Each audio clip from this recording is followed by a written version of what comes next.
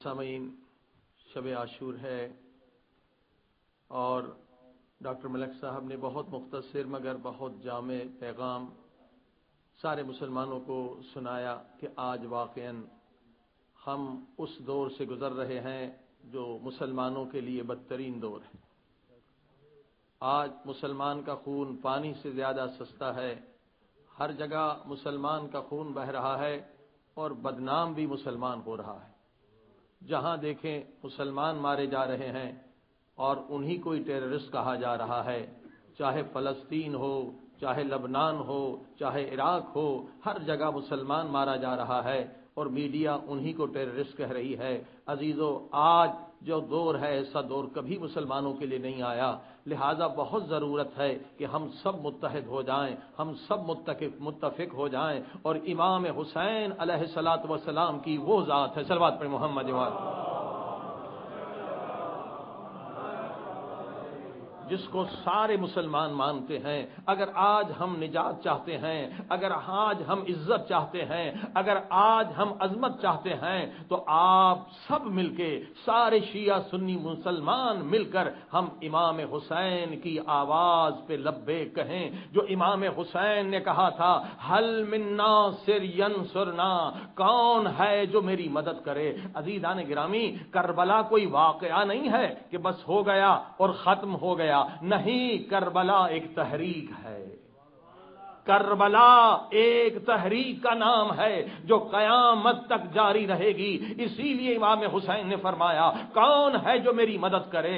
امام حسین جینا نہیں چاہتے تھے، جس کا 18 برس کا جوان مارا جائے، جس کا 6 مہینے کا لال مارا جائے، جس نے قاسم کے لاش کے ٹکڑے اٹھائے ہوں، کیا وہ دنیا میں رہنا چاہے گا؟ نہیں، یہ پیغام اس لیے ہے کہ کون ہے جو میرے مقصد میں میری مدد کرے۔ حل من ناصر ینصرنا، حسین پکار رہے ہیں، قیامت تک آنے والے مسلمانوں کو پیغام دے رہے ہیں۔ یہ تحریک ہے جو قیامت تک رہے گی، یہ ایک پروگرام ہے جو قیامت تک کے لیے ہے۔ کون ہے جو حسین کے اس پروگرام میں لبیک کہے؟ صلوات پڑھی محمد و آل محمد۔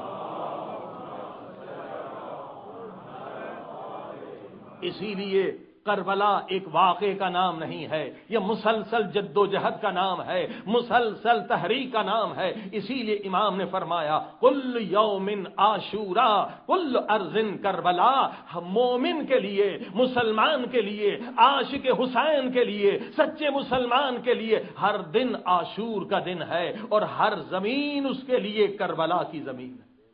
کیا مقصد اس جملے کا؟ کل یوم عاشورا، ہر دن مومن کے لیے عاشور کا دن ہے اور جہاں بھی رہتا ہو ہر زمین اس کے لیے کربلا ہے۔ اس جملے نے بتلا دیا کہ حسین کا قتل ہونا، شہید ہونا ایک واقعہ نہیں ہے، بلکہ یہ مسلسل پیغام ہے، مسلسل جد و جہد ہے، مسلسل امپرومنٹ ہے۔ عزیزان گرامی، کیا مقصد کہ ہر دن عاشور کا دن ہے اور ہر زمین کربلا کی زمین ہے، یعنی جب بھی دیکھو کہ اسلام کو نقصان ہو رہا ہے تو حسین کی آواز پر لبیک کہو۔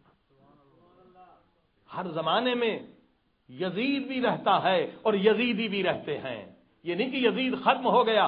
یزید کسی شخص کا نام نہیں ہے، یزید کردار کا نام ہے، یزید کریکٹر کا نام ہے۔ اور یہ بھی سن لیجئے، حسین کی جنگ کسی یزید شخص سے نہیں ہے، کوئی پرسنل جنگ نہ تھی، بلکہ حسین کی جنگ یزید کے کریکٹر کے ساتھ تھی۔ اگر ویسا کریکٹر آج بھی موجود ہے تو وہ بھی حسین سے لڑ رہا ہے اور حسین کی اس کے ساتھ جنگ ہے۔ یہ جنگ کریکٹر کی جنگ ہے، یہ کردار کی جنگ ہے۔ یزید کیا کر رہا تھا؟ اسلام کو نقصان پہنچا رہا تھا، اسلام کو برباد کر رہا تھا۔ تو یاد رکھیے، اگر آج بھی کوئی اسلام کو نقصان پہنچا رہا ہے تو وہ وقت کا یزید ہے۔ آج سب سے زیادہ اسلام کو نقصان کون پہنچا رہے ہیں؟ ٹیررسٹ، ٹیررزم، نا اتفاقی، سب سے زیادہ جو مسلمانوں کو آج نقصان مل رہا ہے، آج کا یزید کون ہے؟ یہ ٹیررزم، یہ ٹیررسٹ، یعنی انہوں نے اتنا بدنام کر دیا ہے مسلمانوں کو، اتنا نقصان۔ آج یہ یزید ہے، وقت کے یزید یہ دہشت گرد ہے۔ عزیزان گرامی، اگر پوری دنیا کے اسلام کے دشمن مل کر مسلمانوں پر حملہ کرتے تو اتنا نقصان نہیں پہنچا سکتے تھے جتنا ان ٹیررسٹ لوگوں نے نقصان پہنچایا ہے۔ اور ان کا کوئی مذہب نہیں ہے، یہ مسلمان بھی نہیں ہے، یہ کسی فرقے کے لوگ نہیں ہے، یہ کسی مذہب کو نہیں مانتے، یہ یزیدی ہیں، یہ یزید ہیں۔ عزیزان گرامی، ٹیررسٹ کا کوئی ریلیجن نہیں ہوتا۔ صلوات پڑھ محمد و آل محمد۔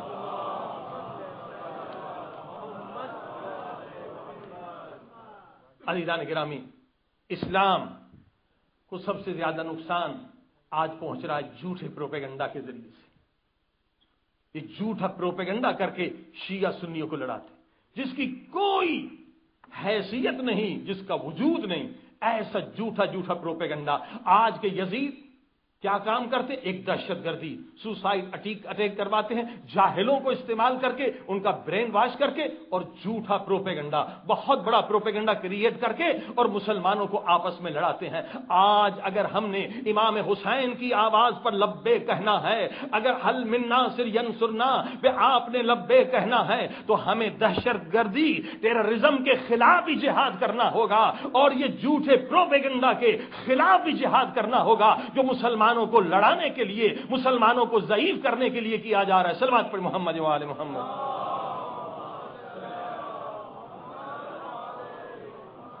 اور تیسرا یزید کون ہے؟ آج دو یزید، یہ ایک دہشت گرد اور جھوٹی پروپیگنڈا کرنے والا تاکہ مسلمان آپس میں لڑیں۔ عزیزان گرامی، تیسرا یزید یعنی اسلام کو نقصان پہنچانے والا یزید، مسلمانوں کو نقصان پہنچانے والا یزید، اسلام کو بدنام کرنے والا، یہ کریکٹر ہے، یہ کوئی شخص نہیں ہے۔ جس زمانے میں بھی کوئی اسلام کو نقصان پہنچا رہا ہے وہ اس زمانے کا یزید ہے، اور ہمیں امام حسین کی آواز پر لبیک کہہ کے ان کے خلاف اٹھنا ہے، ان کے خلاف کام کرنا ہے۔ اگر کوئی فرقہ پرستی کی لعنت کے ذریعے سے، قوم پرستی کی لعنت کے ذریعے سے، تعصب کی لعنت کے ذریعے سے مسلمانوں کو نقصان پہنچا رہا ہے تو یہ تیسرا یزید ہے۔ صلوات پڑھ محمد و آل محمد۔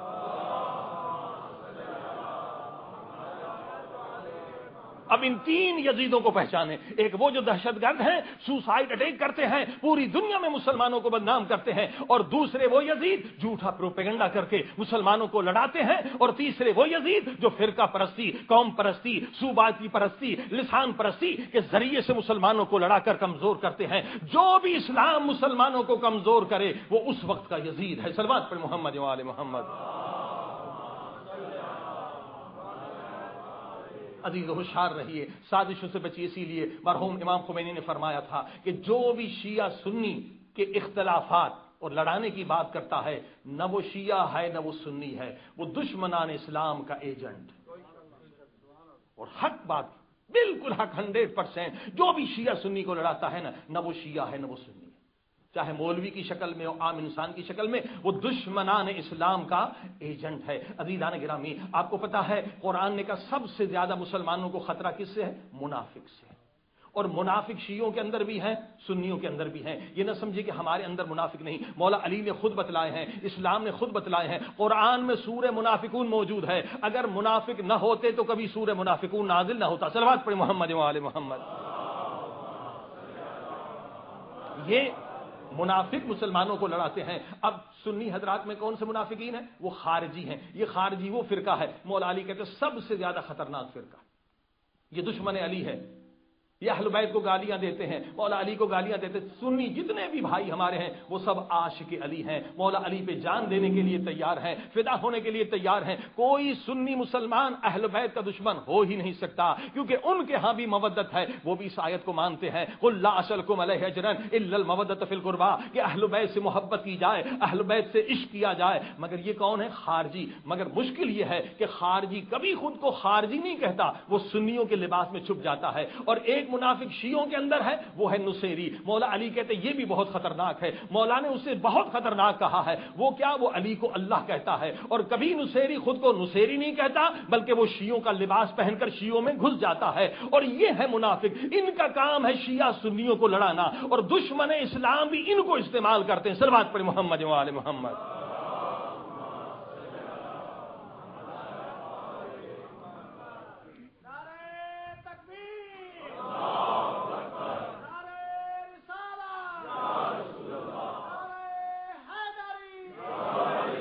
کیا یہ منافقین کی تعداد بڑی ہے؟ 1% بھی نہیں ہے. کیا دہشت گردوں کی تعداد بہت زیادہ؟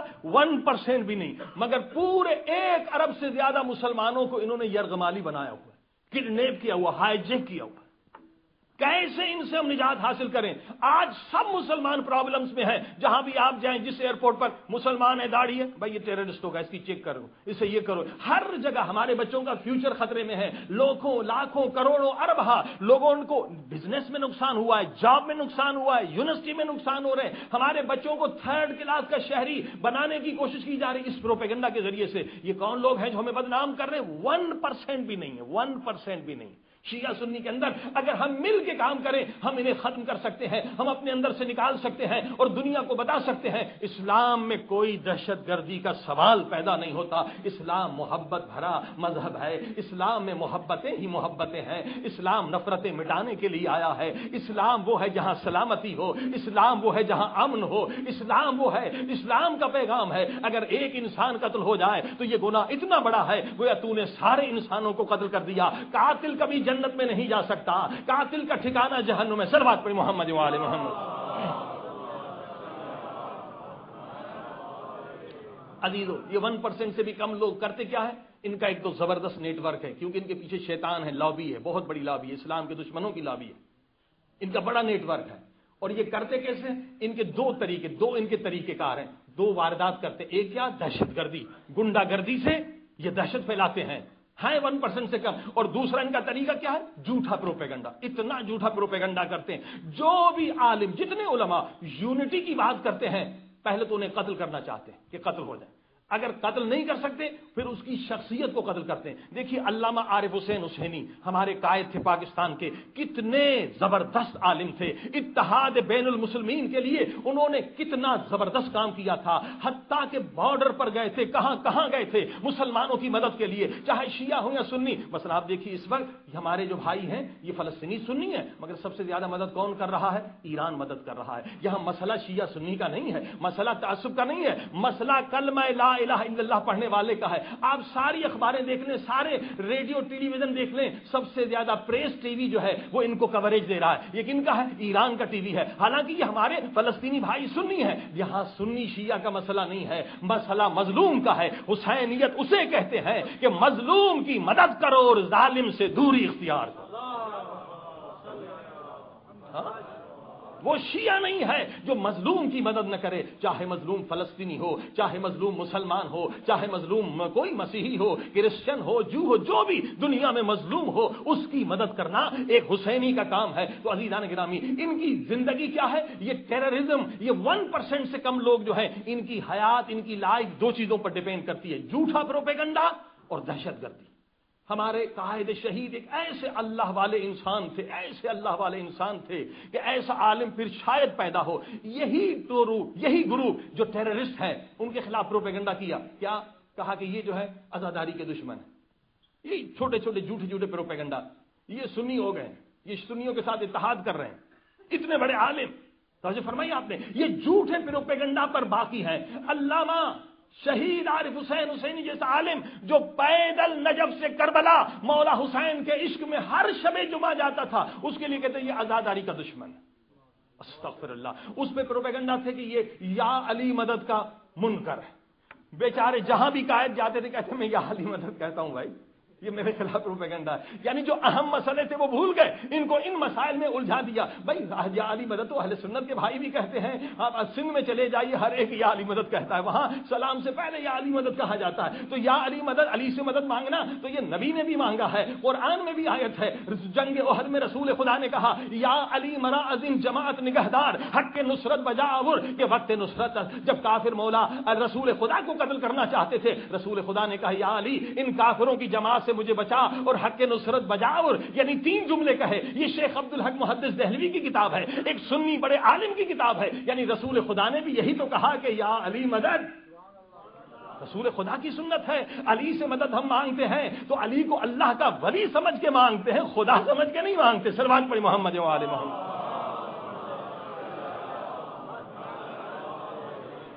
انہوں نے جناب پوری دنیا میں دورہ کیا, حتیٰ کہ لبنان کے حزب اللہ کے ہاں بھی یہ گئے تھے, وہاں بھی دورہ کیا, ہر جگہ دورہ کیا. اب دیکھا دشمنان اسلام نے کہ ہم نے اس کی شخصیت کو قتل کرنا چاہا, کامیاب نہ ہوئے, آخر انہیں قتل کر دیا. اب آپ نے دیکھا جو بھی یونٹی کی بات کرتا ہے وہ چاہتے پہلے اس کی پرسنالٹی کو خراب کریں پھر اسے قتل کر دیا جائے, کیونکہ ان کی موت ہے. اگر لوگوں کو شعور مل جائے تو آج مسلمان ایک ہو جائیں, اگر مسلمان ایک ہو جائیں تو یہ ذلت کے دن جو آج ہم دیکھ رہے ہیں کہ ہر جگہ مسلمان ذلیل ہو رہا ہے, ہر جگہ مسلمان مارا جا رہا ہے, پھر یہ ممکن نہیں ہے. لہذا یہ 1% سے کم لوگ جو ہیں یہ یہی طریقہ کار اختیار کر رہے ہیں. مثلا ہم نے چند تقریریں یونٹی پہ سال کی تو مجھے فون کال آ رہے ہیں ڈائریکٹ, مولانا ہم آپ کو قتل کر دیں گے اگر آپ نے یونٹی کی بات کی. اب آپ دیکھ رہے ہیں یہ اس سے خوف زدہ ہیں کہ مسلمانوں میں شعور بلند نہ ہو, کیونکہ میں نے 5 دلیلیں دی اور ایک دلیل کا بھی ان کے پاس جواب نہیں یونٹی پر. میں نے کہا یونٹی سب سے زیادہ ہم اسلام میں, نماز اس لیے تاکہ یونٹی ہو, روزہ اس لیے تاکہ یونٹی ہو, حج اس لیے تاکہ یونٹی ہو, زکوٰۃ اس لیے تاکہ یونٹی ہو, خمس اس لیے تاکہ یونٹی ہو, عزاداری اس لیے تاکہ یونٹی ہو. اگر آپ غور کریں اسلام کی ہر عبادت جو ہے وہ یونٹی کی خاطر ہے. اور میں نے دلیل دی, دیکھیے قرآن اٹھا کر دیکھیے, مسجد زرار کیا ہے, ایک مسجد ہے جسے منافقوں نے بنایا تھا ڈس یونٹی پیدا کرنے کے لیے. قرآن کی آیت اتری اس مسجد کو گرا دو, اس مسجد کو جلا دو. مسجد تو اللہ کا گھر ہے, لیکن اگر مسجد سے ڈس یونٹی کی بات ہو رہی ہے تو قرآن نے کہا اس مسجد کو گرا دو.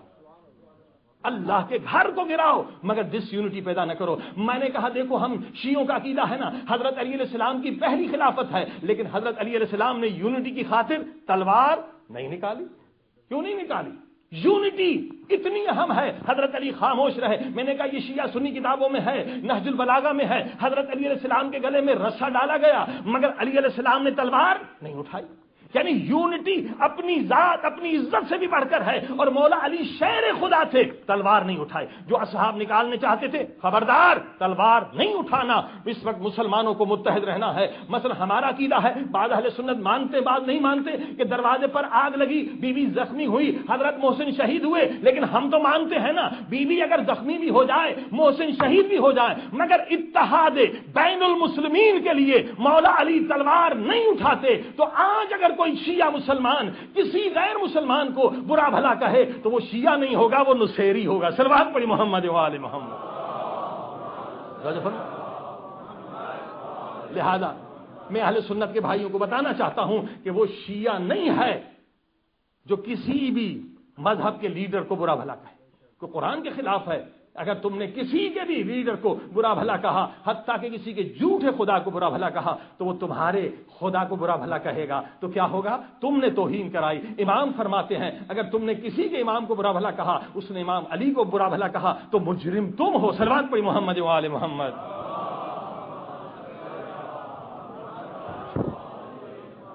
اب ہم نے کہا جلوس, دیکھیے اکثر جو ہندوستان پاکستان میں جھگڑے ہوتے ہیں جلوس کی وجہ سے.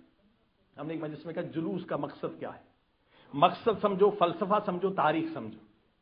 اگر مقصد نہیں سمجھو گے کبھی بھی یہ 1% لوگ تمہیں گمراہ کر دیں گے. ان کے پاس میڈیا ہے, ان کے پاس پیسہ ہے, یہ دشمنان اسلام کے ایجنٹ ہیں. مقصد سمجھو, جو بھی عبادت ہے اس کا مقصد ہے. اگر مقصد آپ نے سمجھ لیا آج مسلمان یونائٹ ہو جائیں گے. اگر مقصد عبادت سمجھ لیا دنیا میں سب سے زیادہ سپر پاور مسلمان ہو جائیں گے. آج ہمیں مقصد سے دور کیا جا رہا ہے. جو شعور کی بات کرے اسے مار دیا جاتا ہے یا اس کی شخصیت کو برباد کیا جاتا ہے. عزیزان کرام, جلوس کائے کے لیے نکالتے ہیں؟ جلوس کا مقصد ہے تبلیغ. میں نے کہا چلیے یہاں پر ضد ہو گئی, سامنے والا کہتا ادھر سے مت نکلو. ہم نے کہا ہم نکلیں گے. تو ضد میں جو عبادت ہوتی ہے وہ اللہ کی نہیں ہوتی، شیطان کی ہوتی ہے. بھئی آپ کا کام تبلیغ کرنا ہے یا مارنا ہے؟ اب کیا ہوگا؟ لوگ مارے جائیں گے. اکثر جو پاکستان میں جھگڑا ہے ضد پر ہے نا، وہ کہتے ہیں یہ مسجد کے قریب سے نہیں نکلو، ہم نکلیں گے. تو ضد میں کیا ہو جاتا ہے؟ لوگ بے گناہ مارے جاتے ہیں. پوری دنیا میں آتا ہے کہ بھئی اتنے مسلمان مارے گئے، اور یہ ہمیں کیا کہتے ہیں؟ دوسرے غیر مسلمان کہتے ہیں اگر تمہارا مذہب سچا ہوتا تو تم ایک دوسرے کا گلا نہیں کاٹتے، مذہب تو تمہارا جھوٹا ہے، مذہب ہمارا سچا ہے. تو کتنی بدنامی ہو جاتی ہے. بھائی آپ ڈائلاگ کے ذریعے سے ان کو سمجھا سکتے ہیں، کنونس کر سکتے ہیں، ورنہ دوسرے راستے سے چلے جائیں. تو میرے خلاف پروپیگنڈا کیا کہ مولانا صاحب نے جلوس کے خلاف، یعنی جو بھی شعور کی بات کرے اس کے خلاف پروپیگنڈا کرتے ہیں کہ جناب یہ شعور نہ دے. لوگوں کا شعور اگر بلند ہو گیا تو یونٹی پیدا ہو جائے گی. اگر یونٹی پیدا ہوگی تو دنیا میں مسلمان متحد ہو جائیں گے، ایک بہت بڑا پاور بن جائیں گے. صلوات پڑھی محمد و آل محمد.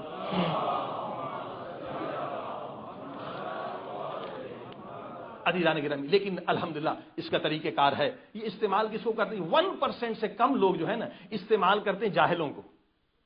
جاہل ظاہر ہے کہ شیعہ میں بھی ہوتے، سنی میں بھی ہوتے، جو ان پڑھ لوگ ہیں انہیں پتہ نہیں ہوتا، جذباتی ہوتے ہیں. یہ 1% لوگ گھس جاتے ہیں شیعوں میں شیعہ ہو کر، اور وہ خارجی گھس جاتے ہیں سنیوں میں سنی ہو کر. استعمال کی نہیں کرتے جن بیچاروں کو پتہ ہی کچھ نہیں ہوتا کہ بھئی واجب کیا ہے، مستحب کیا ہے. یہ 5 چیزیں ہیں، اگر یہ سمجھ لیں تب بھی بہت سارے نفرتیں، عداوتیں، ٹیررزم سے مسلمان بچ جائیں گے. صلوات پڑھی محمد و آل محمد. دیکھیے اسلام میں 5 چیزیں. ایک تو واجب ہے، جیسے نماز واجب ہے، نہیں پڑھو گے تو گناہ ہوگا. اور ایک ہے مستحب، پڑھو تو ٹھیک ہے ثواب ہے، نہ پڑھو تو کوئی بات نہیں. واجب اور مستحب. اور ایک ہے حرام، اگر کیا تو گناہ ہوگا. ایک ہے مکروہ، اچھا نہیں اگر کرو تو گناہ نہیں ہوگا. اور ایک ہے جائز، ٹھیک ہے کرو تو تیری مرضی، نہ کرو تو تیری مرضی. اب آپ نے دیکھا 5 چیزیں ہو گئی. اگر یہ ہمارے بچوں کو سکھا دیا جائے، دیکھو یہ واجب ہے، یہ حرام ہے، یہ مستحب. یعنی واجب جو ہے نا وہ مستحب پہ قربان نہیں ہو سکتا، مستحب واجب پہ قربان ہو سکتا ہے. یہ پتہ چل جائے. ایسا نہیں کہ مستحب کے لیے واجب قربان کر دیا جائے. یہ سمجھانا بہت ضروری ہے. اگر یہ ہم نے اپنے بچوں کو نہیں سمجھایا تو یہی جو 1% سے کم لوگ ہیں یہ آرام سے ایک چیز جو نہ واجب ہے نہ مستحب ہے، ایک مباح چیز ہے، اس کو دین بنا دیں گے اور واجب سے دور کر دیں گے. جب واجب سے ہم دور ہو گئے تو کیا ہوگا؟ ڈس یونٹی پیدا ہوگی. میں نے کہا ساری عبادتوں میں واجب ترین عمل ہے یونٹی. ساری عبادتوں میں. بھائی نماز اکیلے بھی پڑھیں تو 1 رکعت کا ثواب 1 ہے. جب آپ مسجد میں چلے جائیں تو کیا ہوتا ہے؟ 1 رکعت. اگر 10 آدمی بھی جماعت میں ہوں تو کہتے ہیں اتنا ثواب ملے گا، ملین سے زیادہ، بلکہ اس سے بھی زیادہ کہ فرشتے کاؤنٹ نہیں کر سکتے. بتائیے یونٹی کی وجہ سے نا، کہ دل آپس میں ملیں گے، ہاتھ ملیں گے، گلے ایک دوسرے کی مدد کریں گے. بھائی کوئی مشکل ہے تو اس کا حل کریں گے، کوئی قرض دار ہے، کوئی بیمار ہے. اکیلے تو کوئی فائدہ نہیں. مگر اکیلے بھی نماز پڑھیں تب بھی میں نے کہا تھا کہ آپ کیا پڑھتے ہیں؟ ایاک نعبد. سب الحمد پڑھتے ہیں نا، ایاک نعبد و ایاک نستعین. پتہ ہے ایاک نعبد کیا ہے؟ یہ پلورل کا صیغہ ہے، جمع کا صیغہ ہے. آپ اکیلے بھی ہوں تب بھی کہ ہم. بھائی میں اکیلا ہوں، میں کہوں اعبد، میں نہیں، نماز بات پھر. کتنا خوبصورت پیغام ہے. اکیلے بھی اگر آپ نماز پڑھ رہے ہیں تو کہیں ہم سب مسلمانوں کی مدد کر. کتنا بڑا نکتہ ہے. اکیلے بھی نماز اگر پڑھیں تو آپ اللہ سے یہ نہیں کہہ سکتے کہ فقط میری مدد کر. نہیں نہیں، جتنے دنیا میں لا الہ الا اللہ کہنے والے ہیں، اے میرے اللہ ان کی مدد کر. اگر سارے مسلمانوں کے لیے تو نے دعا نہیں مانگی تیری نماز باطل ہے. لیکن نماز یونٹی سکھاتی ہے. ہاں حج کیا ہے؟ حج یونٹی سکھاتا ہے. ہم نماز پڑھتے ہیں مگر نماز کی روح کو بھول جاتے ہیں اور آپس میں لڑنے لگتے ہیں. نماز مانی یونٹی. حج پہ جاتے ہیں، حج کیا؟ یہ پہن لو. کیا پہن لو؟ احرام. بھائی نماز تو افضل ہے نا، اس سے وہ شلوار قمیض میں ہو جاتی ہے تو حج کیوں نہیں ہو سکتا؟ نہیں ہوگا. یعنی کچھ سکھانا چاہتا ہے خدا.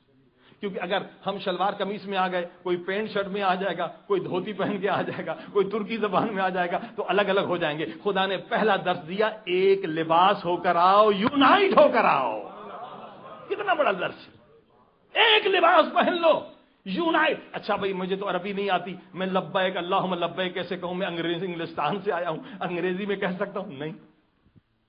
زبان بھی ہے، کیونکہ شیطان تمہیں لڑائیں گے زبان کے بہانے سے. یہ پنجابی ہے، یہ پٹھان ہے، یہ ایرانی ہے.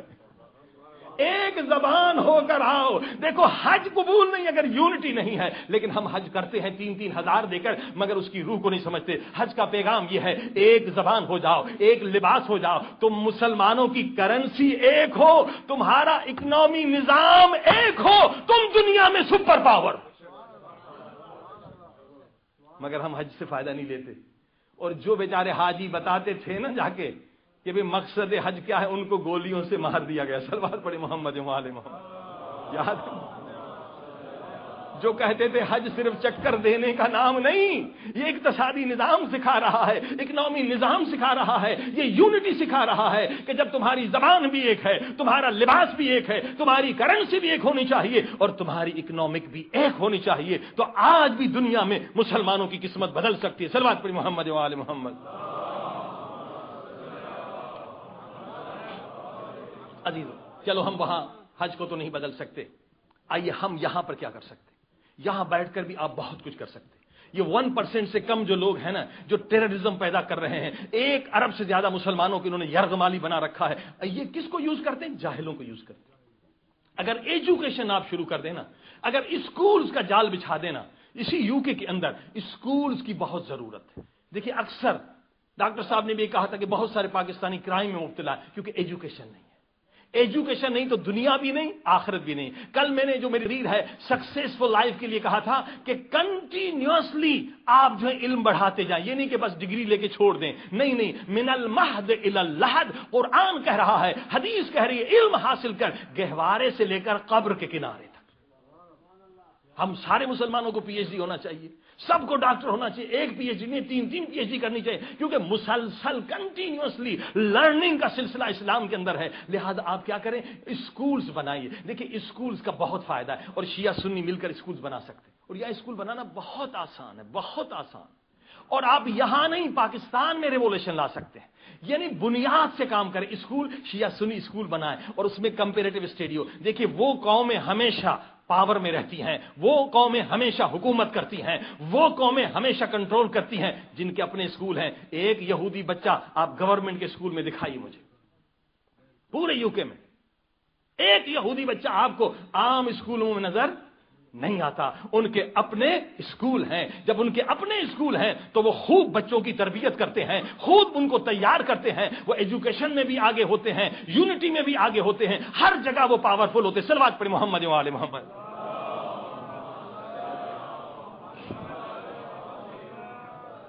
اب فائدہ کیا ہوگا اگر شیعہ سنی مل کر اسکول بنائیں گے تو کمپیریٹو اسٹڈی ہوگی. تو یہ نفرتیں, یہ جاہل جو استعمال کرتے ہیں یا نہ جاننے کی وجہ سے, یہ جو 1% ٹیررسٹ لوگ, ایکسٹریمسٹ لوگ گمراہی نہیں کر سکتے. کیسے؟ شیعہ سنی بچے پڑھ رہے ہیں, شیعہ بھی پڑھ, ایک ہی کتاب میں ریلیجن پڑھ رہا ہے. بھائی سنیوں کے کتنے ہیں اصول دین؟ 3. شیعوں کے کتنے؟ 5. کیا ہے؟ توحید, اللہ کو ایک ہے, وہ بھی مانتے, یہ بھی مانتے. دوسرا نبوت ان کے ہاں بھی ہے, ان کے ہاں بھی لکھا ہوگا. قیامت کو یہ بھی مانتے, وہ بھی مانتے. شیعوں کے ہاں 2 زیادہ ہیں, وہ کیا؟ امامت کے سنی بھی منکر نہیں ہے, ان کے بھی 4 امام ہیں, مگر انہوں نے اصول دین لکھا نہیں ہے. عملاً تو وہ بھی مانتے ہیں, کوئی حنبلی ہے, کوئی شافعی ہے, ہاں جی, کوئی حنفی ہے, مگر اصول دین میں شامل نہیں کیا. اور پھر عدل, کہ خدا عادل ہے, بے خدا کو سارے عادل مانتے, مگر انہوں نے لکھا نہیں ہے. اب آپ دیکھیں گے فروع دین کتنے, نماز شیعوں کا بھی ہیں, سنی کے بھی ہیں, زکات ان کے ہاں بھی ہے, ان کے ہاں بھی ہے, حج ان کے ہاں بھی ہے, ان کے بھی ہے, روزہ ان کے ہاں بھی ہے, ان کے ہاں بھی. تو بات تو کہاں, اختلاف تو ہوا ہی نہیں. توجہ فرمائی آپ نے. نماز وہ بھی پڑھتے. اب یہ صحیح بخاری کی روایت ہے کہ ایمان کیا ہے, اسلام کیا ہے. جو لا الہ الا اللہ کہے, جو نماز پڑھتا ہو, جو روزہ رکھتا ہو, جس کا قبلہ ایک ہو, جو حج کرتا ہو, جو زکات کرتا ہو, کہا وہ مسلمان ہے. اور اہل لا الہ الا اللہ کو کافر کہنا یہ اتنا بڑا گناہ ہے کہ اس سے کوئی گناہ بڑا نہیں. صلوات پڑھیں محمد و آل محمد.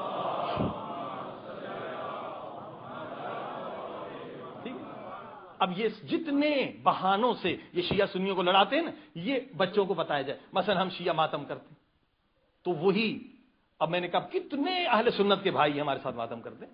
7 شریف میں آپ محرم میں چلے جائیں, سب کالے کپڑے پہنتے ماتم کرتے ہیں سنی بھائی. مٹیاری میں بھی اسی طرح سے. ملتان میں جلوس جو ہے نا, شیعوں کی شاید 20 پرمٹیں ہیں, اہل سنت کی 40-50 پرمٹیں ہیں جلوس کی, وہ زیادہ جلوس نکال دی.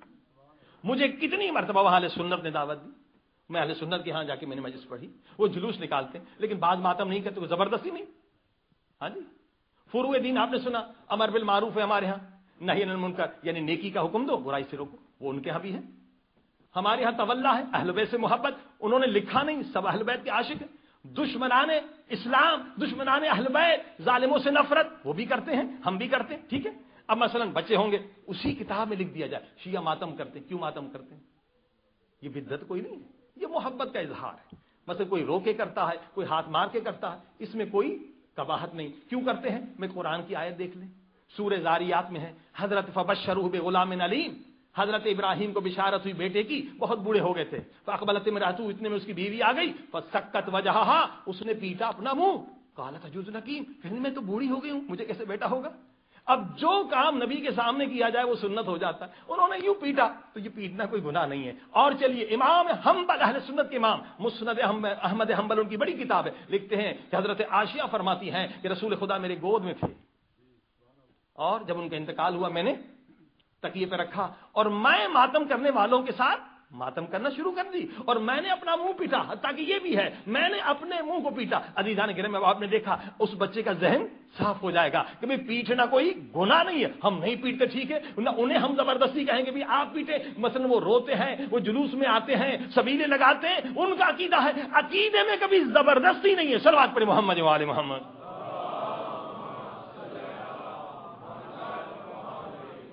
اب یہ ایک دوسرے کے خلاف جو پروپیگنڈا ہے. 7ویں مجلس میری آپ سے گزارش کہ ضرور خود بھی سنیں اور اس کی DVDs بنا کے سب کو دیں، اور اگر ترجمہ کر کے انٹرنیٹ پر جہاں بھی رکھنا، کیونکہ میں نے اس مجلس میں کوشش کی ہے کہ وہ تمام جھوٹے پروپیگنڈے جس سے مسلمانوں کو لڑایا جاتا ہے، شیعہ سنی کو لڑایا جاتا ہے، ان کے سب کے جواب میں نے قرآن حدیث عقل سے دیے. آج صرف مختصر عرض کر دوں، مثلا علم ہے، بچے ساتھ پڑھیں، بھائی علم نکالتے ہیں، مثلا وہ کہتے ہیں علم نکالنا بدعت ہے. نہیں، اہل سنت کے ہاں بھی علم ہے. علم رسول خدا نے جنگ خیبر میں حضرت علی علیہ السلام کو دیا تھا، یہ سنت رسول خدا. ہم ذوالجناح نکالتے ہیں. اب مثلا وہ خارجی کیا تو پروپیگنڈا کرتے ہیں شیعوں کے خلاف کہ شیعہ مشرک ہیں، کافر ہیں، یہ ذوالجناح کو سجدہ کرتے. کوئی شیعہ ذوالجناح کو سجدہ نہیں کرتا، سجدہ صرف خدا کے لیے. یہ نصیری کچھ آ جاتے ہیں، وہ نصیری اور شیعت کے فرق کو سمجھیے. نصیری کبھی شیعوں میں گھس جاتے ہیں، وہ سجدہ کرتے ہیں، مگر شیعہ کبھی بھی خدا کے سوا کسی کو سجدہ نہیں کرتا. اچھا ذوالجناح بناتے ہیں، تابوت بناتے ہیں. اب تابوت کو ہم کوئی خدا نہیں مانتے.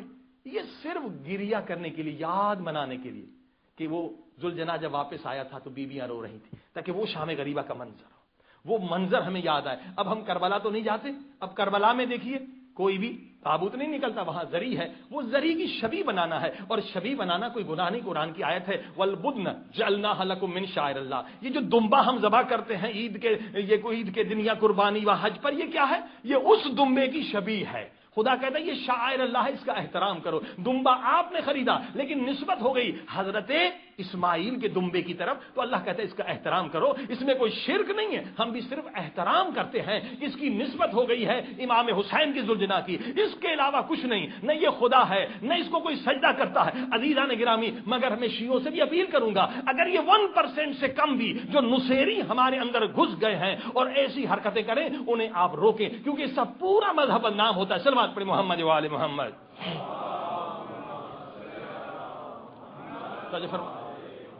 اب مثلا یہ سارے جتنے جھوٹے پروپیگنڈا ہیں، اس کی کوئی حیثیت نہیں.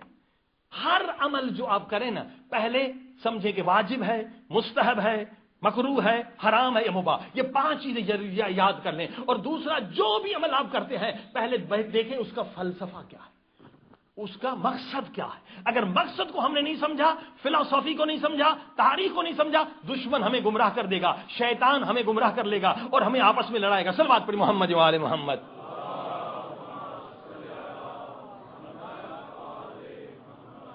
اپیل میری یہ ہے کہ خاندانی مسلمان نہ بنے، عقلانی مسلمان بنے. 2 مسلمان، ایک خاندانی اور ایک عقلانی. خاندانی مسلمان کیا کہ جو بابا کرتے تھے وہ میں بھی کرتا ہوں، اس کا کوئی فائدہ نہیں. اماں کرتی تھی میں بھی کرتا ہوں. قرآن کہتا ہے آباؤہم فہم غافلون. یہ جو بت پرست تھے، انہوں نے بت پرستی کیوں نہیں چھوڑی؟ ان کے پاس دلیل کچھ نہیں تھی. کہتے ابا جو کرتے تھے، دادا جو کرتے تھے، بھئی تم بتاؤ نا کیا دلیل ہے. یاد رکھیے جو بھی عمل کریں پہلے پوچھیں، تحقیق کریں اس کا مقصد کیا ہے، اس کا فلسفی کیا ہے، اس کی تاریخ کیا ہے. ورنہ یہ 1% لوگ آرام سے آپ کو گمراہ کریں گے. ان کے پاس میڈیا ہے، ان کے پاس دہشت گردی ہے، ان کے پاس پیچھے پوری سپورٹ ہے، پیسے کی سپورٹ ہے، میڈیا کی سپورٹ ہے. لہذا ایجوکیٹ کریں لوگوں کو. مثلا اب دیکھیے ماتم ہے، ماتم کیا ہے؟ ایک تبلیغ کا ذریعہ، جس سے بھی تبلیغ ہو سکے. ہر شہر ہر ملک میں الگ ہے. ایران میں الگ ہے، پاکستان میں الگ ہے، ترکی میں الگ ہے. اس کا مقصد کیا؟ اٹریکٹ کرنا. یہ جلوس جو نکالتے ہیں اٹریکٹ کرنا لوگوں کو. مثلا ہندوستان میں ہندو تھے, ان کو کیسے اٹریکٹ کیا؟ ان کا آگ پہ ماتم کرو. پہ آگ پہ ماتم نبی نے کیا نہیں, امام نے کیا نہیں, کوئی حدیث ہے نہیں, ایک طریقہ تھا کہ انہیں اٹریکٹ کرو. اور جب آگ پر ماتم ہوا, کسی کا پاؤں نہیں جلا, ہزاروں ہندو شیعہ ہو گئے, مسلمان ہو گئے. کہا بھی سبحان اللہ, اس سے جاری رکھو. سر بات پڑی محمد و آل محمد. ٹھیک ہے, غیر کو اٹریکٹ کرنا, جو بھی طریقہ ہو اٹریکٹ ہو جاتے اسلام کی طرف, بہت اچھی بات ہے. اسی طرح سے عزیزان گرامی, مثلا آپ دیکھیے آگ کا ماتم ہے اور ایک ترکی میں سلوات کر کے, سلوات پڑھی محمد, تھوڑا سا آگے آ جائے, لوگوں کو جگہ مل جائے, تھوڑا سا آگے آ جائیے, سلوات پڑھی محمد, ورنہ باہر لوگوں کو بٹھا دیجیے کیونکہ ابھی بار بار مجلس ڈسٹرب ہوگی. سلوات پڑھی محمد و آل محمد. باہر دیگر سلوات. اب ماتم کیا ہے؟ ماتم یہ ہے کہ تبلیغ ہو, جس طریقے سے تبلیغ ہو, غیر مسلمان کو ٹریک کریں آپ. اب ترکی میں کیا ہے؟ اب ترکی ہے, یہ ترکی ہی کے کچھ مسلمان جو ہے یہ مائگریٹ ہو کر آئے ہیں پارا چنار میں. پارا چنار میں اصلا توری, یہ ترکی ہے. میں علاقے غیر میں گیا تھا, اورگزئی میں. اب جب میں نے مجلس پڑھی تو میں بھی حیران ہو گیا. ایک بہت بڑی لکڑی تھی, ایک ملنگ نے اٹھا لی, اس کو پھونک مارتا تھا اور وہ کھاتا تھا, آگ کھاتا تھا.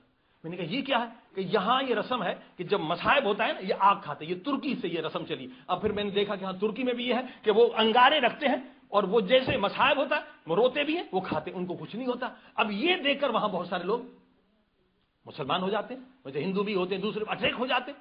اب یہ کوئی کسی حدیث میں نہیں ہے, بس لوگوں کو اٹریکٹ کرنا. مگر ممکن ہے وہی چیز ہم یہاں کریں تو لوگ کہیں گے یہ پاگل ہیں, یہ شعبدہ باز ہیں.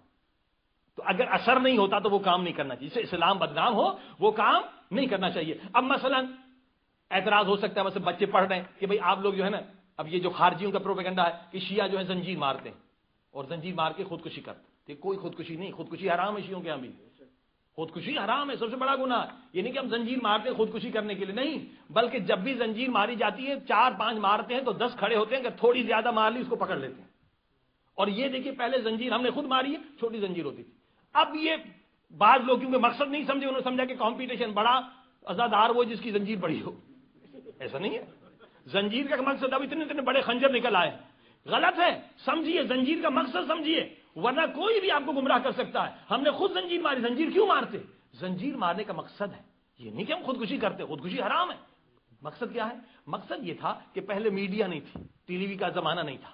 اب کیسے لوگوں کو امام حسین کا پیغام دیں؟ تو دیکھیے زنجیر جس شہر میں بھی لگتی ہے, ڈاؤن ٹاؤن میں, سینٹر سب سے مرکز میں لگتی ہے, تو لوگ جب زنجیر مارتے تو تقریباً 80% شہر جمع ہوتا ہے. کیا ہو گیا؟ جب وہ جمع ہو جاتے ہیں, یہ میڈیا کریٹ کرنا ہے, بس تھوڑا سا خون نکلا مگر پورا شہر ہندو مسلمان سب جمع ہو گئے. اب ان کو پیغام دیا, امام حسین اتنے مظلوم تھے, علی اصغر 6 مہینے کا تھا, سب رونے لگے, ہندو رونے لگے, سکھ رونے لگے, ان کے دل میں حسین علیہ السلام کی محبت آ گئی, کتنے مسلمان ہو گئے. تو اب زنجیر مارنے کا یہاں نقصان نہیں ہے بلکہ فائدہ ہوا. صلوات پڑھی محمد و آل محمد. ٹھیک ہے, ایک میڈیا تھا. لیکن اب ممکن ہے کہ دوسری جگہ پر اس کا اثر اچھا نہ ہو. مثلا اب انگلینڈ میں اگر آپ زنجیر ماریں, اب دیکھیے اس کا اثر کیا, گوروں پہ کیا ہوتا ہے, اچھا ہوتا ہے برا. اگر دوسرے دن میڈیا میں آ جائے یہ ٹیررسٹ ہیں, یہ پاگل ہیں, یہ جاہل ہیں, اپنے سر مار رہے ہیں, اپنا خون نکال رہے ہیں, تو اسلام اس سے بدنام ہو رہا ہے. توجہ فرمائی, زنجیر مارنے کا مقصد ہے تبلیغ کرنا, نہ کہ اسلام کو بدنام کرنا. اور زنجیر بند کمرے میں مارنے کا فلسفہ ہی نہیں ہے. زنجیر کب شروع ہوئی ہے, کیسے شروع, اس کی تاریخ یہ ہے کہ اصل اس سے لوگوں کو اٹریکٹ کرنا ہے. اب لوگوں نے ایک جگہ اور اٹریکٹ کیا, دوسرے طریقے سے دیکھا, ایک ہندو ہے نان مسلم ہے, مر رہا ہے, خون دینے والا کوئی نہیں. کہا آج عاشور کا دن ہے, میں حسین کے صدقے میں خون دیتا ہوں. اس کی جان بچ گئی, جب بچ گئی تو وہ مسلمان ہو گیا. صلوات پڑھی محمد و آل محمد. ہاں جی, تو آپ یہ دیکھیں کہ کس عمل سے لوگوں کو اٹریکٹ کیا جاتا ہے. اب مسئلہ جب علم نہیں ہوتا, وہ کہتے نہیں جی یہ تو مولانا زنجیر کے خلاف ہے. توجہ فرمائی, بھائی زنجیر کے خلاف نہیں, آپ کو فلسفے زنجیر سکھا رہے ہیں کہ زنجیر مارنے کا فلسفہ کیا ہے. اگر آپ کے زنجیر مارنے سے 2 4 1 بندہ بھی مسلمان ہو جاتا ہے تو آپ کا خون یقیناً فائدہ مند ہے, آپ زنجیر ماریے. لیکن آپ کے زنجیر کے مارے سے اگر پوری دنیا کے میڈیا پہ آ جائے کہ یہ مسلمان دہشت گرد ہیں, یہ وحشی ہیں, یہ جاہل ہیں, یہ انسیولائزڈ ہیں, یہ خود کو مارتے ہیں, ان کی کوئی عقل نہیں, تو بتائیے اسے اسلام کا فائدہ ہوا یا نقصان ہوا؟ صلوات پڑھی محمد و آل محمد. ہر ملک میں ان کے لوگوں کی مینٹلٹی کے مطابق تبلیغ ہوتی ہے. یہاں کے لوگوں کی مینٹلٹی کیا ہے؟ اب دیکھیں کتنے سال سے 60-70 سال سے یہ مسلمان تھے. الحمدللہ اللہ نے یہ ہمیں سعادت نصیب کی کہ 4 سال سے ہم چرچ میں، اور ایک نہیں کتنے شہروں میں، یہاں انگلینڈ میں، واٹفورڈ میں، لیوٹن میں، بیڈ فورڈ میں، نیو پورٹ میں، کتنے شہروں میں ہم نے عیسائیوں سے مل کر امام حسین کا ماتم کیا، اور انہوں نے بھی کیا، پریسٹ نے بھی کیا، ان کے بشپ نے بھی ماتم کیا. بتائیے یہ اچھا ہے یا یہ اچھا ہے کہ ہم ایسا کام کریں جس سے الٹا ہم بدنام ہوں؟ آپ دیکھیے اس کی فلم موجود ہے، ڈی ایم پہ چلی بھی ہے، جیزس اینڈ حسین. یہ سارے کلپس ہیں کہ عیسائی پریسٹ ہمارے ساتھ ماتم کر رہا ہے، رو رہے ہیں. واٹفورڈ میں عاشور کی شب تھی 2-3 سال پہلے، 1 بجے ہمارا پروگرام ختم ہوا. میں نے پہلے عیسیٰ علیہ السلام کے مصائب پڑھے، پھر امام حسین کے. میں نے خود دیکھا پریسٹ رو رہے تھے. بتائیے پریسٹ رو رہے تھے، عیسائی رو رہے تھے. عزیزان گرامی، ہر ملک کے حالات کو سمجھو. دوسرے طریقے سے اصل ماتم کا مقصد اٹریکٹ کرنا ہے، نہ کہ اسلام سے دور بھگانا ہے. صلوات پڑھیں محمد و آل محمد.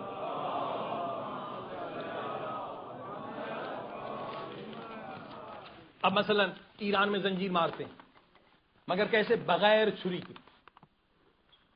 چھن چھن کی آواز آتی ہے، اس سے لوگ اٹریکٹ ہوتے ہیں. ایک ردم سا پیدا ہوتا ہے، چھری نہیں ہوتی، آہستہ آہستہ وہ مارتے ہیں. تو عزیزان گرامی یہاں پر بھی سوچئے کس طریقے سے ہم گوروں کو اٹریکٹ کریں اسلام کی طرف، نہ کہ اسلام سے دور بھگائیں. لہذا یہ 1% لوگ کیا کرتے ہیں؟ مثلا جو بھی علماء شعور دیں، جو یونٹی کی بات کریں، ان کے خلاف جھوٹا پروپیگنڈا. جیسے میں نے کہا قائد شہید کے خلاف.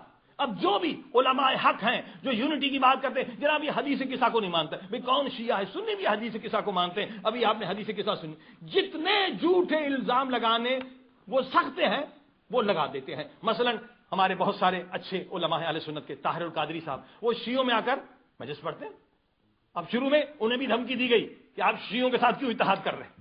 دیکھیں یہ 1% سے کم لوگ یہ نہیں چاہتے مسلمان یونائٹ ہوں. طاہر القادری کو دھمکی دی جب ان کا اور تحریک کا اتحاد ہوا تھا، اور مثلا وہ آتے ہیں شیعوں میں، اب ان کے خلاف پروپیگنڈا، یہ شیعہ ہو گئے.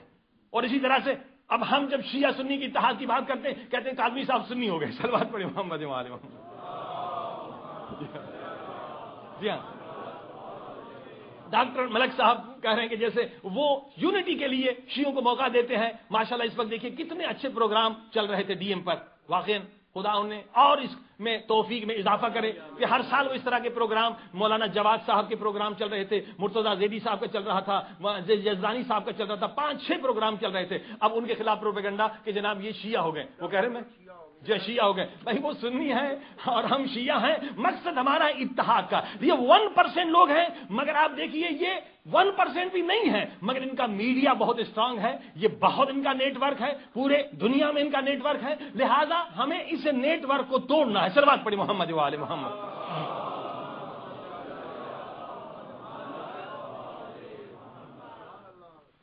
اور انشاءاللہ اگر آپ سب تعاون کریں، 5 آدمی بھی مل کر اسکول بنا سکتے. یہاں تو گرانٹ ملتی ہے. 14 بچوں سے لیسٹر میں اسکول شروع ہوا تھا. اس وقت گورنمنٹ نے 15 ملین کی پاؤنڈ اس کی گرانٹ ملی ہے. آپ مل کے اسکول بنائیں، شیعہ سنی مل کے. انشاءاللہ ڈاکٹر صاحب سے بھی کہوں گا کہ وہ اس سلسلے میں اور میڈیا پر لوگوں کو شعور دے کے اسکول بنائے. لیوٹن میں ایک ڈرائیور بیچارہ مسلمان، اس نے اسکول بنایا، بہترین اسکول چل رہا. اسکول ایجوکیشن، جب تک ہم اس میں آگے نہیں بڑھیں گے یہ ہمیں بھنگی بنا دیں گے، 3rd کلاس شہری بنا دیں گے، کوئی ہمارا رائٹ نہیں ہوگا. عزیزان گرامی لہذا ایجوکیشن سب سے زیادہ اہم ہے. اسلام کہتا ہے من المہد الی اللحد، گہوارے سے لے کر آخر عمر تک اسلام. آج تو مشکل یہ ہے یہاں اسلام پڑھانے والے بھی یونیورسٹیوں میں غیر مسلمان ہیں. صلوات پڑھی محمد و آل محمد. جی ہاں عزیزان، کتنا افسوس ہے کہ اسلام پڑھانے والا، آپ کو پتا ہے نہج البلاغہ حضرت علی علیہ السلام کی کتاب، وہ یہاں جو پروفیسر پڑھاتے ہیں وہ غیر مسلمان ہیں.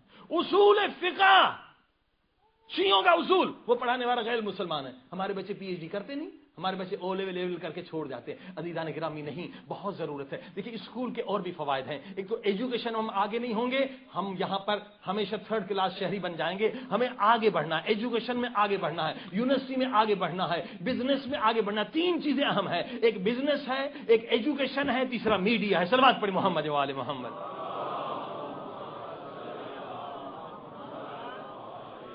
کیونکہ یہ سب سے زیادہ اہم چیزیں ہیں، اور اسی پر اسلام نے بہت زور دیا ہے۔ بزنس بھی عبادت ہے، ایجوکیشن بھی عبادت ہے، اور میڈیا تبلیغ یہ بھی عبادت ہے۔ اب دیکھیے کیا ہوتا ہے، ہمارے بچے جاتے ہیں ان اسکولوں میں، اب گھر کا ماحول کچھ ہے، اسکول کا ماحول کچھ ہے، بچہ کنفیوز ہو جاتا ہے، سائیکالوجی طور پہ کمزور ہو جاتا ہے۔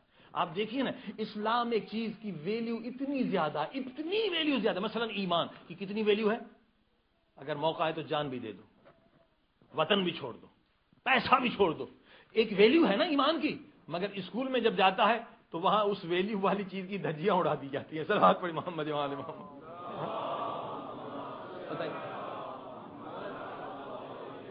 اب آپ کا بچہ جو ہے کیسے اچھا مسلمان ہوگا؟ عزیزان گرامی دیکھیے، جو ہماری بحث چل رہی ہے کہ successful life in the psychology, Islamic psychology and modern psychology, جو سب سے اہم چیز ہے، اہم ترین چیز ہے، وہ ہے سیلف کنٹرول۔ جب تک کہ سیلف کنٹرول ڈیولپ نہ ہو، آپ ایک اچھی ہیبٹ جو ہے کریٹ نہیں کر سکتے، پیشن بھی نہیں پیدا ہو سکتا، صبر بھی پیدا نہیں ہو سکتا۔ Self control is according the law of psychology, if you haven't self control you can't change your life, کچھ بھی نہیں کر سکتے اگر آپ سیلف کنٹرول نہیں ہے۔ اور یاد رکھیے، ان اسکولوں میں جا کر کبھی بچہ سیلف کنٹرول نہیں سیکھ سکتا۔ اگر ہمارے اپنے اسکول ہوں گے تو اس کی دنیا بھی بہتر ہوگی، اس کی آخرت بھی بہتر ہوگی، اس کی سوشل لائف بھی بہتر ہوگی۔ سیلف کنٹرول ہے نہیں، یہاں اسکولوں میں کہاں سکھایا جاتا ہے؟ اخلاق کہاں سکھایا جاتا ہے؟ بچے جو ہیں اسکول میں استاد کو بھی گالی دیتے ہیں، باپ کو بھی گالی دیتے ہیں۔ صلوات پڑھی محمد۔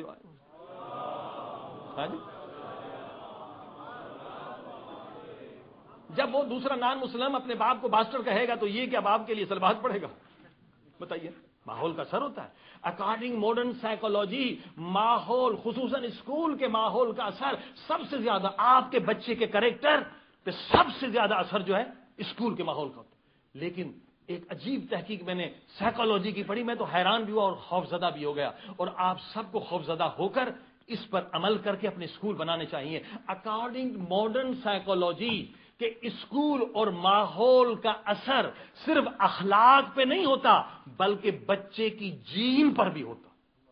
اللہ، جین بدل جاتی، یہ بہت مشکل بات، کیونکہ میں نے حدیثیں پڑھی ہیں کہ رسول خدا فرماتے اگر مثلا کوئی شراب پی رہا ہے تو 3 پشتوں تک اس کا اثر جاتا، یعنی جین میں اثر۔ بعض گناہ ایسے ہیں اس کا اثر جین میں چلا جاتا اگر توبہ انسان نہ کرے تو۔ کہا ماحول کا، آج ماڈرن سائیکولوجی یہ کہہ رہی ہے اگر آپ کا بچہ گندے ماحول میں رہتا ہے صرف اس کا کردار نہیں بگڑے گا، صرف وہ بے غیرت نہیں بنے گا، صرف وہ بد اخلاق نہیں بنے گا، صرف بڑوں کو گالی نہیں دے گا، بلکہ اس کا بیٹا نسل در نسل بد اخلاق پیدا ہوں گے، بے ایمان پیدا ہوں گے۔ پھر بچہ کیا آپ کا؟ ہاں، آئے تھے کمانے دولت اور سب سے بڑی دولت کھو دی۔ سب سے بڑی دولت اولاد ہے۔ عزیزو، اپنے اسکول بنائیے تو آپ پولیٹیکلی بھی اسٹرانگ رہیں گے، اکنامکلی بھی اسٹرانگ رہیں گے، اور آپ کے بچے ہر طرح سے مضبوط رہیں گے۔ اور مثال یہودیوں کی ہے، یہودی پوری دنیا کو چلا رہے ہیں، کیوں؟ ان کے ایجوکیشن زیادہ ہے، ان کے سب سے زیادہ ڈاکٹر زیادہ ہیں، سب سے زیادہ پی ایچ ڈی زیادہ ہیں، ان کے اپنے اسکول ہیں، ان کی تربیت کا نظام ہے۔ ہم مسلمان ہیں مگر کوئی پرواہ نہیں ہے، اور بچے ان کے ساتھ جا رہے ہیں۔ عزیزان گرامی، سیلف کنٹرول نہیں ڈیولپ ہو سکتا۔ ایک ہمارے مسلمان بچہ اور ایک غیر مسلمان بچہ، ان کے کریکٹر میں کچھ فرق نہیں ہوتا۔ کیسے ہو سکتا ہے؟ ساتھ رہتے ہیں، ساتھ کھاتے ہیں، ساتھ پیتے ہیں، کیا فرق ہوگا؟ مثلا طہارت، نجاست عیسائیوں میں ہے ہی نہیں مثلا، اور اکثر جو بچے وہاں جاتے ہیں انہیں پتہ ہی نہیں طہارت۔ اکثر مساجد جو ہے نجس کر دیتے ہیں، انہیں پتہ ہی نہیں کہ بھائی پاؤں کہاں دھونے ہیں، کیا اصول ہے، کون سکھائے انہیں؟ اسکول میں تو ایسے ہی ہوتا ہے۔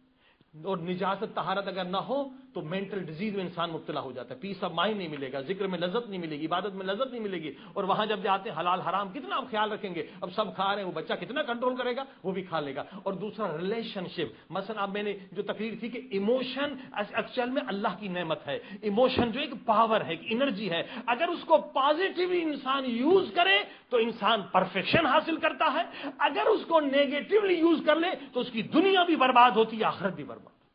ہر ایموشن جو اللہ نے دیا، مثلا غصہ ایموشن ہے، یہ بھی اللہ کی نعمت ہے، اگر پازیٹیولی اس کو آپ خرچ کریں تو آپ کے اندر ایمان آ جاتا ہے۔ غصہ اگر پی لیں اور اس کو پازیٹیولی آپ یوز کریں، ایک انر پاور آ جائے گا، ایکسٹرا آرڈنری انرجی آ جائے گی، اور پازیٹیولی خرچ کر کے ایک عظیم الشان آپ کام کر سکتے ہیں۔ اب بچے جو ایموشن کہاں سے سیکھتے ہیں؟ اگر کسی کے باپ نے ایموشن غصے میں آیا، اس نے گالی دی تو بچہ بھی گالی دے گا۔ اگر کسی باپ کو غصہ آیا، حکم یہ ہے نا کہ غصے میں کچھ بات نہ کرو، صلوات پڑھو، اللہ کا ذکر کرو۔ باپ غصے میں آ گیا، اس نے کہا اللہم صلی علی محمد و آل محمد، تو بچہ بھی صلوات پڑھے گا، صلوات پڑھی محمد و آل محمد۔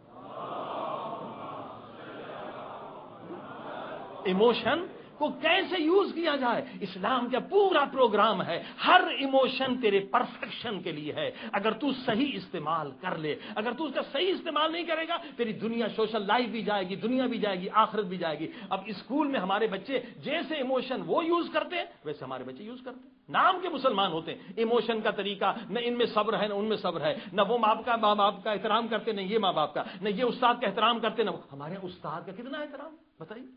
ہندو بھی استاد ہوتا تھا، ہم پرائمری اسکول میں پاکستان میں اس کا بھی احترام، استاد ہے، ہندو ہے تو کیا ہے، مگر استاد ہے، مگر یہاں استاد کا کوئی احترام ہی نہیں ہے۔ تو عزیزان گرامی، یہ نسل تباہ ہو رہی ہے، یہ برباد ہو رہی ہے۔ مثلا بہت سارے پرابلم میں سے ایک پرابلم ڈیورس ہے۔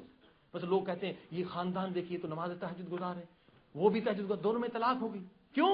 کہ بچوں میں پیشنٹ ہے ہی نہیں۔ انہی اسکولوں میں بچے، جیسے گوروں میں طلاق عام ہے، ان کے ہاں سیلف کنٹرول نہیں ہے، ان کے ہاں صبر نہیں، ہمارے بچوں میں بھی ہے، چاہے نماز تہجد پڑھیں، کیونکہ ایموشنز کو کیسے یوز کیا جائے نیگیٹولی یا پازیٹیولی ان بیچاروں کو سکھایا نہیں گیا۔ صلوات پڑھی محمد و آل محمد۔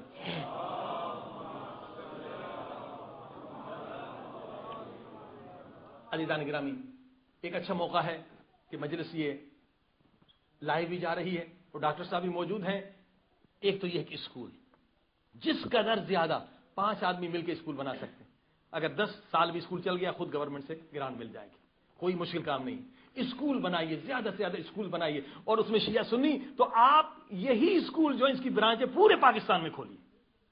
شیعہ سنی ایک میسج، ایک ریولیوشن آپ پاکستان میں لا سکتے ایجوکیشن کے ذریعے سے۔ دیکھیے ایک دن میں تبدیلی نہیں آتی، اس کے لیے ہمیں بہت محنت کرنی پڑے گی۔ اور یہ جو خبیثوں نے اسلام کے خلاف بہت بڑی سازش بنائی ہے، یہ ایک دن میں نہیں، اس کے لیے انہوں نے بڑی پلاننگ کی ہے کہ آج پورے مسلمانوں کو، اہل اسلام کو انہوں نے بدنام کر دیا۔ ہمیں بھی پلاننگ کے ساتھ چلنا ہوگا۔ اسکول یہاں بنائیے، اس کی برانچیں پاکستان انڈیا میں چلی جائیں، جیسے آکسفورڈ کی ہے، کیمبرج کی ہے۔ پھر دیکھیے دنیا میں کیسے انقلاب آتا ہے، کیسے تبدیلی آتی ہے۔ ایجوکیشن نہیں تو کچھ بھی نہیں ہے۔ صلوات پڑھیں محمد و آل محمد۔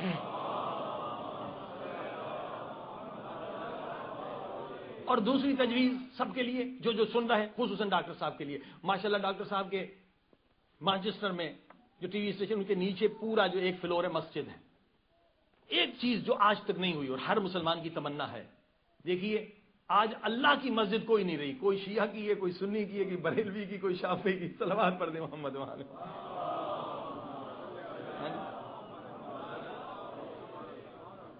میں امریکہ گیا تھا تو وہ سارے جو ہیں اس جگہ پہ سین انٹونیو کوئی جگہ تھی، سارے ایئر فورس میں کام کرنے والے تھے۔ وہ کنورٹڈ مسلمان تھا، اس نے مجھے دعوت دے دی، میں تھا شیعہ، اور وہ جتنے آئے تھے مصری تھے، یہ سارے ایئر فورس والے تھے، انہوں نے کہا یہ تو شیعہ ہے، ہم اس کی تقریر کیوں سنیں؟ اس بیچارے کالے مسلمان کو پتہ نہیں تھا کہ شیعہ سنی کیا ہوتا ہے۔ صلوات پڑھ محمد و آل محمد۔ تو وہ بیچارہ آیا کہ یہ سارے بگڑ گئے، مجھے تو پتہ نہیں، میں تو تازہ مسلمان ہوا ہوں، تو میں تو آپ کے علم سے فائدہ لوں، مگر یہ جتنے افسر آئے ہیں یہ بگڑے ہوئے ہیں، کہ شیعہ ہیں، ہم اس کی بات نہیں سنیں گے۔ تو میں نے کہا ان کو ٹھیک کر لوں گا، کوئی بات نہیں، مجھے صرف موقع دے۔ میں گیا اسٹیج پہ، میں نے کہا دیکھو یہاں پر پورے امریکہ میں ہر چیز جو ہے نا یہودی کے ہاتھ میں ہے، مانتے ہو نہیں؟ جس کو صدر بنائیں، جس کو اتاریں، اقتصاد میں، میڈیا پر۔ ہاں، میں نے کہا کیوں؟ مسلمان 7% ہے، یہودی 5%۔ کبھی آپ نے سوچا؟ کہا نہیں۔ میں نے کہا یا پورا امریکہ جائے کہ دیکھیے سیناگاگ ایک ہوتا ہے، یہ نہیں کہ یہ انگلینڈ والوں کا سیناگاگ ہے، یہ فرانس والوں کا سیناگاگ، یہ سیناگاگ ان کی عبادت۔ میں نے کہا پورے یہاں جائیے امریکہ میں، یہ کہیں گے مصریوں کی مسجد ہے، یہ پاکستانیوں کی مسجد ہے، یہ شیعوں کی مسجد ہے، یہ سنیوں کی مسجد ہے۔ جب ہماری مسجد ہی ایک نہیں ہے تو ہم دنیا کو کیا ایک کریں گے؟ صلوات پڑھیں محمد و آل محمد۔ ان کا ایک سیناگاگ۔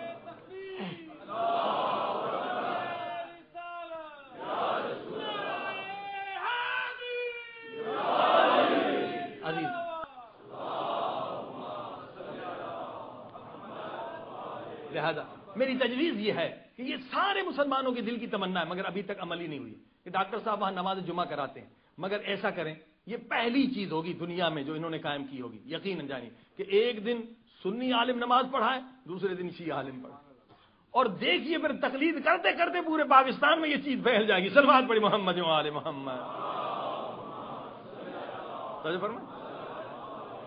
جب ہماری مسجدیں ایک نہیں ہوں گی تو ہم کہاں سے ایک ہوں گے؟ دیکھیے بھائی، کرکٹ کھیلتے ہیں شیعہ سنی اکٹھے ہوتے ہیں، ہاں جی، سینما جاتے ہیں اکٹھے ہوتے ہیں، شادی میں اکٹھے ہوتے ہیں، فٹ بال کھیلنے میں کرتے. جب اللہ کے ہاں جاتے ہیں، جس اللہ نے کہا کہ مضبوط ہو کر ایک ہو جاؤ، جب ہم اللہ کے ہاں جاتے ہیں تو ایک ہو کر نہیں جاتے، جدا جدا ہو جاتے. صلوات پڑھی محمد و آل محمد. یہ ہماری بدبختی ہے نا.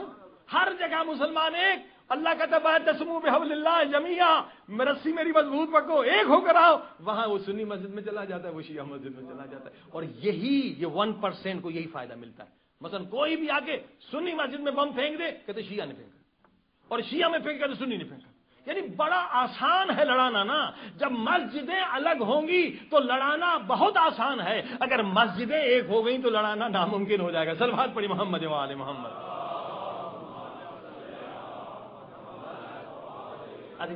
مسجد کے علاوہ ایک اور بھی مسئلہ ہے، وہ یہ کہ یہ جو اسلام کے دشمن ہیں یہ کن کو خریدتے ہیں؟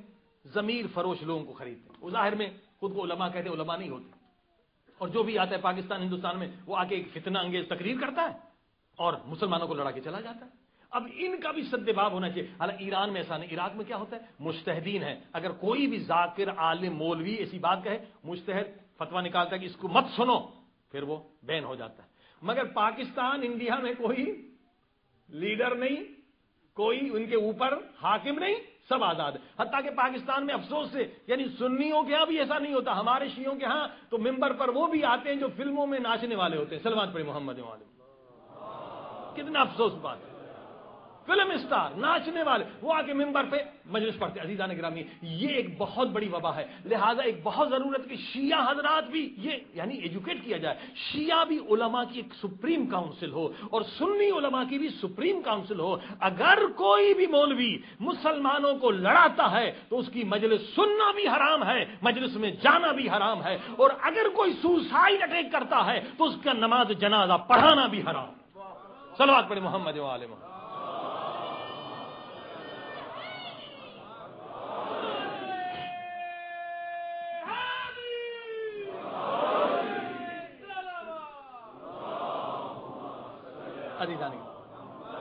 اگر یہ 3 چیزیں ہو جائیں، یقین جانیے چند سالوں میں بہت بڑی تبدیلی آ سکتی ہے. انشاءاللہ آج کی رات دعائیں قبول ہیں. دعا کریں کہ ہم سب کو خدا توفیق عطا فرمائے کہ ہم ان کاموں میں بڑھ چڑھ کے حصہ لیں جس سے مسلمانوں پر یہ جو داغ لگایا گیا ہے، دھبا لگایا گیا ہے، ٹیررزم کی تہمت لگائی گئی ہے، ایلیگیشن لگایا گیا ہے، اس سے کوئی ایک انسان نہیں مٹا سکتا، ایک فرقہ نہیں مٹا سکتا، بلکہ ہم سب کوشش کریں کہ اس ایلیگیشن کو مٹا دیں کہ ہم مسلمان سب سے زیادہ پرامن ہیں. صلوات پڑھیں محمد و آل محمد.